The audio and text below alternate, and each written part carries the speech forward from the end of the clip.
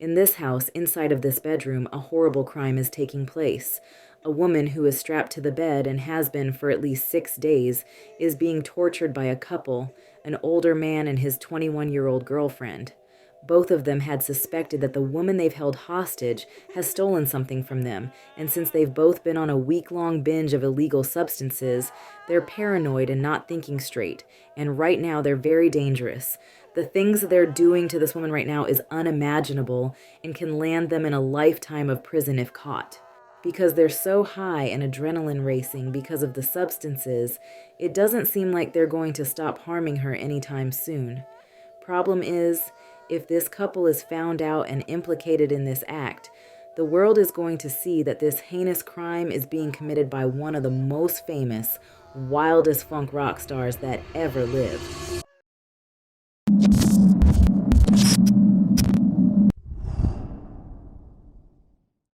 I'd like to issue a trigger warning. This is not your average celebrity documentary. It peels back the mask. And underneath, there are stories of abuse, manipulation, and unspeakable harm done to the most vulnerable. Children, animals. Watch at your own risk, because what lies ahead is unsettling, unforgettable, and real. And viewer discretion is greatly advised. Some people are born with a gift. Some have many.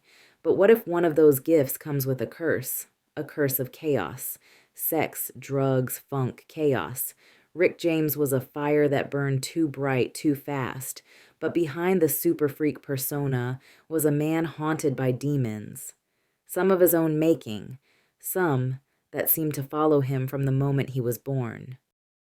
From the eerie coincidence that almost made him a victim of the Charles Manson murders, to escaping the FBI at only 16 years old, to the addiction-fueled crime spree that landed him behind bars, it seemed this man was destined to be wild and free. This is the story of Rick James, a man who lived and died in the grip of something far more powerful than he could ever control: chaos. Rick James once said, while in jail, "I'm just a natural, defiant man." And his cellmate, a man by the name of Brother Guru, replied, "Maybe you should give your defiance up to God." Wise words. Perhaps if Rick James had done just that, then maybe he would have lived longer, been in less trouble, and hurt less people. But, then again, we wouldn't have had the self-proclaimed king of punk funk, the Rick James musical talents, nor the harrowing stories to hear about, and life may be just a little bit more boring because of it. Singer, songwriter, and record producer, Rick James was born James Ambrose Johnson Jr. on February 1st, 1948 in Buffalo, New York. Being the third born to Betty Gladden and James Ambrose Johnson Sr., Rick magically didn't seem to have to work hard to be seen out of his 8 siblings. It oftentimes appeared that he was his mom's favorite. They were very close and did everything together. While growing up in the all-black neighborhood of the Willard Park housing projects, Rick and his siblings grew up in a Catholic household. They had to attend Catholic schools, and Rick was also an altar boy at the local Catholic church. His mother, Betty, ran a strict household full of rules and discipline, but none of that would be able to hold the young, rambunctious Rick. After all, even though she had a religious, strict home, he'd learned his first list of crimes from his mother. For years, as he and his siblings were growing up, they unfortunately had to watch as their father beat their mother in front of them. After a while, James Sr. abandoned his family completely and left the home when Rick was just 10 years old. Betty, now left with raising her large family alone, turned to crime to make a living. She'd already tried her hand at being a dancer for Katherine Dunham and also worked a job as a cleaner. And when that didn't work out, she began running numbers down at the local bars and clubs, having dealings with the local mob bosses of Buffalo. These were the times when Rick and his mother would become the closest. Every Saturday, she took her little boy, hid him under her large winter coat, and snuck him inside the bars. He knew to hide under the club tables and sit still while she handled business with the dealers. Rick loved this. For one, it was because he was able to spend time doing something adventurous with his mother, and also because he was able to watch the live bands play. It was here where he got a chance to see one of his favorite singers in the world perform, Etta James. And after watching her, he knew exactly what he wanted to do with his life: be a star. Because Betty saw the desire and drive in her son at an early age, she began to encourage him to play music and filled his head with confidence, letting him know that he was good enough to be a musician. They listened and studied music together, listening to jazz, R&B, and rock and roll. Rick especially took a liking to Big Mama Thorpe. While Betty continued trying to make money for her family, oftentimes Rick's oldest sister, Camille, had to raise her younger siblings and took on role as the mom. But there's only so much a teenage girl can do with a house full of kids, and because of this allowed Rick to get into some trouble, or at least trouble found him. At the age of 9, while Rick was a student at a local Catholic school, he was approached by a 14-year-old girl by the name of Nancy. Nancy persuaded Ricky to follow her downstairs to the basement of an abandoned building. She created a makeshift bed and laid on it. She made him do grown things that he didn't understand, and when he tried to run away, she called him back to finish the job. This messed Rick up in the mind because he couldn't understand his body or what was happening with hers. But unfortunately, this had awakened a cruel beast in him that would stick with him for the rest of his life. Soon enough, Nancy had told her other friends about how great little Rick was, and they wanted a turn. They basically made Rick a pass-around. He became so obsessed with the grown-up act and wanted to conquer others as well as himself, to the point that the nuns and teachers could see him gawking intensely and inappropriately at the other female students. He started missing school to make these grown-up appointments, and his grades dropped drastically. He was persuaded to make a confession of what he was doing to the priest, and afterwards, the shock and disgust from what the priest heard caused Rick to become expelled from school. But none of this stopped Nancy and all her friends from continuing their appointments with Rick. And the thing that made this even more disturbing was that it wasn't just the teenage girls doing this to Rick. When he was 13 years old, his mother left him at home with a friend of hers to babysit him. This woman seduced him and did inappropriate things to him. Rick says that things didn't get a chance to go any further because his mother came home early and caught them in the act. Rick also says that back in the day, people didn't call the police when things like that happened. Instead, Betty took it upon herself to beat this woman's ass down to the ground and kicked her out. All these things happening to him at such an early age warped his mind when it came to the act, and he would become hedonistic and careless forevermore. Soon, because of his naturally rambunctious nature and constantly getting kicked out of different schools, Betty had earned enough money from running her numbers that she moved her family across the bridge to the Perry housing projects. These housing projects had majority white people living there, and unfortunately, this would be a problem. These people were extremely racist and would constantly harass the Johnson family. Every day after school, Rick and his little brother Roy would be chased home by a group of white boys. One day, Betty saw them running home from these boys, and she forced both of them to go outside and fight them fair. Even though she herself was a short and petite woman, she was very scrappy, and she wasn't about raising any cowards. Rick and Roy timidly went out to handle business with the white boys, and handled it they did. But even though the two brothers beat their opponents, this didn't stop the white families from continually harassing them. It had gotten so bad that they often came home to see burning crosses on their front lawn, and eventually it had gone too far. One day, while his sister Camille was coming home from school, a white biker gang surrounded her and jumped her. They beat her badly, prompting Betty to rush out the house with a butcher's knife, threatening them to leave her daughter alone. But that wasn't it. Betty had made some calls. Rick apparently wasn't her only rambunctious son. Her oldest son, Carmen, who'd been locked up in jail, had been released. So he came to the house with his cellmate and another surprising figure, Rick's dad. Rick hadn't seen him since he was 10 years old and had abandoned the family, but today he showed up when he was truly needed. Needless to say, Carmen, his cellmate and dad, commenced to beating the brakes off of the biker gang. They'd beaten the group so bad that the neighborhood was quickly informed that the Johnson family was not to be fucked with, and their family never had any more problems out of these people again. Also in the process, Carmen began teaching Rick and his brothers how to box. so that they'd always know how to defend themselves. Carmen's bravery and toughness had rubbed off on Rick and made it that he was tough too and wasn't scared of anybody. This would also prove to be destructive in his future because he felt he could beat the world. Now Rick, at 13, had been enrolled as a freshman in high school, and his reputation as a lover boy seemed to have preceded him, because now he was a pass-around on this side of the town too. He was doing a lot of the seniors here, both black and white, and once again his grades and attendance was taking a hit. His lust had gotten so out of hand that he became reckless.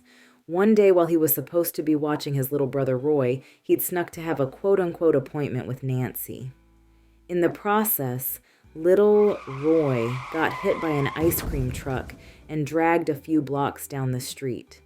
This accident was brutal and so severe that Roy had to be rushed to the hospital and a cast was put on the full of his body. Betty was devastated and angry, and Rick felt that she blamed him for this incident.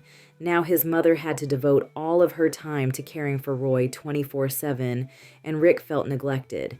He didn't even get scolded for the time he accidentally spent the night over Nancy's girlfriend's house for an appointment. So he knew his mother didn't care about him anymore.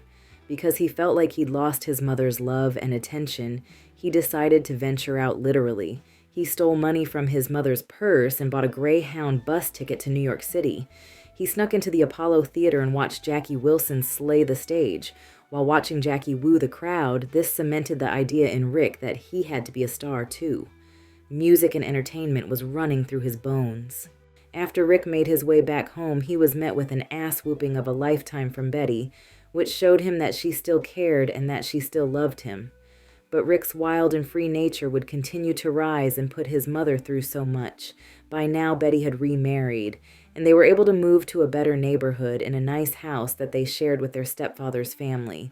Because Betty was much happier now with her new husband and preoccupied with him, Rick was able to do a lot more and get away with it. He joined a gang in which a boy his age got murdered during a gang fight he was a part of. Rick also got heavily involved in doing marijuana, and it became a staple.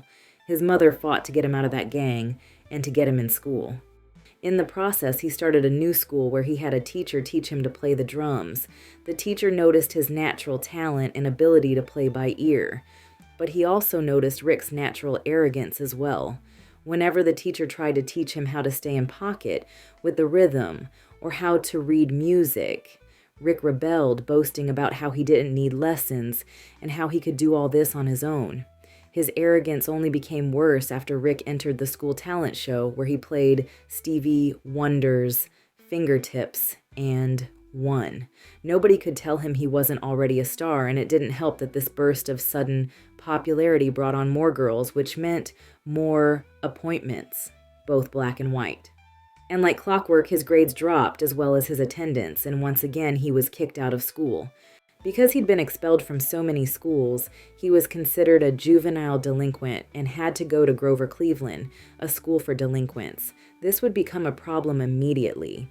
This school had a huge racial problem because there was a big rift between the Italian students and the black students. There was constant fighting between them, and a lot of the black students were getting harmed. It didn't help that a lot of the Italian students were children of the mob, the very same mob that Rick's mom ran numbers for. She quickly pulled him out of school, and at only 16 years old, Rick was officially a high school dropout. Because he had nothing but free time on his hands, Rick went back to his gang in trouble. His mother's friend and fellow numbers runner, a man by the name of Brother Malcolm, came into Rick's life and had a positive effect on him. He's the one that made Rick interested in Afrocentrism and African roots. He led Rick to the Afro Center, a place that showed black pride and taught African dance. This is where they taught Rick how to play percussion. He cited this place as the place that helped him to appreciate his roots and being black. But that wouldn't last long. One day the Afro Center had a picnic, and while they were having fun, a group of racist white men came through chasing a young black girl with tiki torches. Brother Malcolm yelled for everyone to run and get to the school buses to flee, but Rick wanted to stay and fight. He questioned Brother Malcolm on why they were running instead of fighting back. And Brother Malcolm said because it wouldn't solve anything. Rick lost respect for him in the Afro Center, and he refused to ever go back. Instead, Rick went back to his gang and the drug dealers, and he did way worse than before. He got heavily involved with heavy substances like heroin at only 16 years old. Brother Malcolm, who'd been looking for him, saw how strung out he was. He took Rick to Rick's aunt's house, and she forced him to go cold turkey.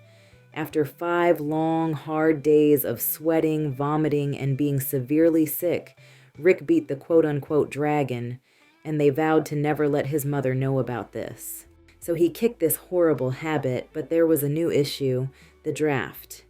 Young men in America were starting to get drafted away to the Vietnam War, and Brother Malcolm persuaded him to sign up for the Navy Reserves to avoid the draft. And not only would he not have to go to war, he could go to school for free and get a monthly check. Because Rick was too young to do this, he lied about his age and signed up for the Navy Reserves. A lot of young boys were doing this to try to avoid war and jail time, and the military actually knew about this but turned a blind eye in order to obtain their draft numbers. After signing up to pass the time until training camp started, Rick joined a music group called the Duprees, playing drums. He played locally and had great gigs, one being with Thelonious Monk. During this particular gig is when he realized he'd missed training camp, and he got into serious trouble. But as you can probably see now, discipline wasn't in his nature. He had to be free, and the robotic discipline of the military couldn't hold Rick down. He rebelled, and because he did, soon he was to be deployed to Vietnam. Panicked, he remembered a conversation that he and Brother Malcolm had when Malcolm mentioned going to Canada for those who run there for desertion. So Rick decided to flee to Canada. Young Rick got on a Greyhound bus and took a 5-hour ride to Canada. As afraid as he was, he felt this was the best decision because he believed that the white Canadians would be nicer than the American ones. He was set for a surprise. As soon as he got off the bus, he was immediately met by a group of hostile white males who called him the N-word and asked where he was going. They surrounded him, getting ready to jump him. Rick, being a hothead and ready to go to blows, was ready to try and take them all on. But, fortunately for him, he didn't have to. Another group of white men came through and beat the hell out of the white group that was trying to jump Rick. After the first group fled, the ones that helped him introduced themselves, and as if unlimited luck was on Rick's side, they just so happened to be a band called the Hawks. Fresh off the bus in another country, Rick found himself having jam sessions with this group all night at different coffee houses and clubs. One of the band members allowed him to stay at his apartment. Because they knew he was AWOL, they knew they needed to change his name quickly. One of the band members' girlfriends said her deceased cousin's name was Ricky James Matthews, and that he should use it. So Rick went from James Ambrose Johnson to Little Ricky James Matthews. This band, who had future rock star Neil Young in it, welcomed Rick with open arms, and they got each other like a glove. They all had the same loves and activities, music and drugs. All they did was play music, smoke weed, and huff. And of course, Rick had his new Canadian appointments. While they tried to get their music act together, they moved around Toronto and Montreal performing. They named their band the Sailor Boys and posed as sailor hippies. And finally, they settled on a new name called the Mina Birds. The Mina Birds became pretty popular in Canada and gave Rick the beginning of the musician life that he dreamed of. They'd done so well that they got major management who sought to get them a mainstream record deal. Their first stop was to go to New York City, which was frightening to Rick because he had the feds after him. And even though he did inform his band and manager of his AWOL status, they were trying to make it in the business no matter what. They just had to be careful. While they were in New York, they stayed with singer and songwriter Joni Mitchell for a while, and Rick fell in love with her. He claims they kept everything platonic, though, but he always appreciated her for trying to help him and his band. Then, his manager, Morley Shellman, got them an audition with Motown Records. Berry Gordy loved them and signed them to a 6-year contract immediately. They began to work on music, and it's here where Rick showed his love and dedication to creating music and recording. There were times when he'd even fall asleep in the studio from working so hard. This is also where Rick's idol, Stevie Wonder, gave Rick his official name.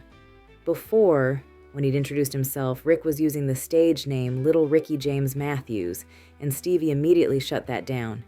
He said it had way too many syllables and wasn't catchy enough. He said, Ricky James. That's it. And that was it pretty much. And as he evolved, he went from Ricky James to what we all know as Rick James. But as usual, trouble followed him wherever he went, or sometimes he brought the trouble. Because they'd been working so hard but had no money, Rick became impatient. He knew that as a newly signed act, they should have received an advance payment. He contacted their manager, Shellman, after seeing that he'd bought himself a brand new house and motorcycle. Rick demanded his money. Shellman tried to calm Rick down by letting him know that he'd receive his money soon, but that answer wasn't good enough. Rick beat the brakes off of Shellman right in front of his new house. Shellman sought revenge by calling the feds and reporting Rick as a fugitive. On top of that, because of his attack, Berry Gordy fired him and canceled the group's contract and told him to stay away because they didn't want to harbor violent fugitives. Rick had messed up badly. The feds ended up arresting him at his mother's house in Buffalo, and he was sent to Brooklyn Navy Yard Jail. He said this place was a living hell. He had to be there for 6 months before he even got a trial. After he did get a trial, the judge was surprisingly generous to him. They sentenced him to only 7 months for general desertion, then he would have been free for good. But as you've probably figured out now, this wouldn't be a Rick James story if trouble didn't occur. Instead of doing the quick 7 months in the brig and being done, he and 2 of his cellmates decided to escape from jail. Hey Lurkers, this is just part 1 of a wild 3-part ride through the life of Rick James, from his chaotic childhood to his rise as the king of punk funk. Trust me, we're only scratching the surface. In the next chapter, we dive even deeper into the music, the madness, and the mayhem that made Rick a legend and nearly destroyed him. So don't go ghost on me now. Hit that subscribe, turn on the notifications, and keep your third eye open, because the freakiest parts are still to come, to be continued.